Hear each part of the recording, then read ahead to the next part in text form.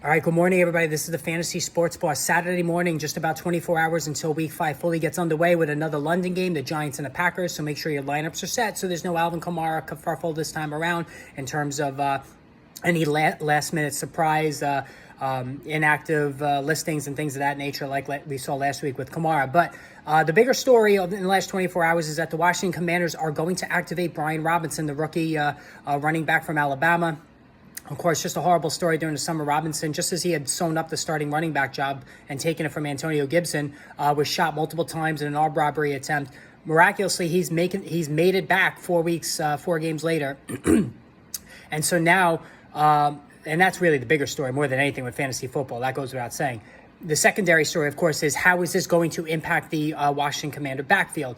And, this is a complicated situation. I think if Robinson would have started the season on time with Antonio Gibson being firmly in the doghouse, I think he would have gotten a very solid amount of work. He would have got the goal line work for sure. So in standard leagues, Robinson was even more intriguing. But even in PPR leagues, Robinson caught the ball very well his last year with Alabama, and he ran very well. So he proved that he could handle both sides of the offensive attack, which, made him even more interesting from a fantasy football perspective. But now he's going to be eased back in for sure this week. So I think Antonio Gibson, who other than a very good week one, has been mediocre, not very good.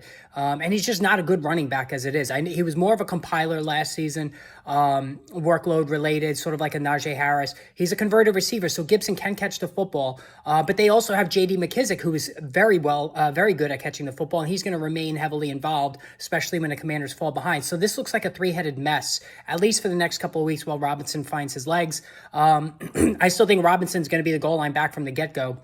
So those in standard leagues that play 2 flex, maybe you want to think about using them this week. But honestly, the best course of action is just see how things materialize this week. Don't use Robinson unless you really, really have to.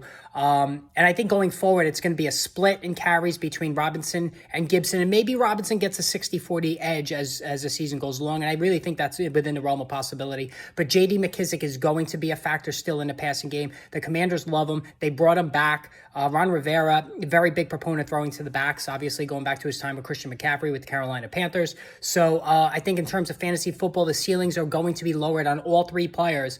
But longer term, I think Gibson's the one that's going to lose out because Robinson's going to get the goal line work. And probably more carries. McKissick's still going to handle the majority of the receptions. So that's how I would bank it going forward. Make sure you adjust accordingly. All right, hit that subscribe, hit that notification button. There's going to be a lot of videos tomorrow, especially throughout the day. A lot of injury news as always. I'm going to have more videos later today. Make sure you check those out later. Take care, guys.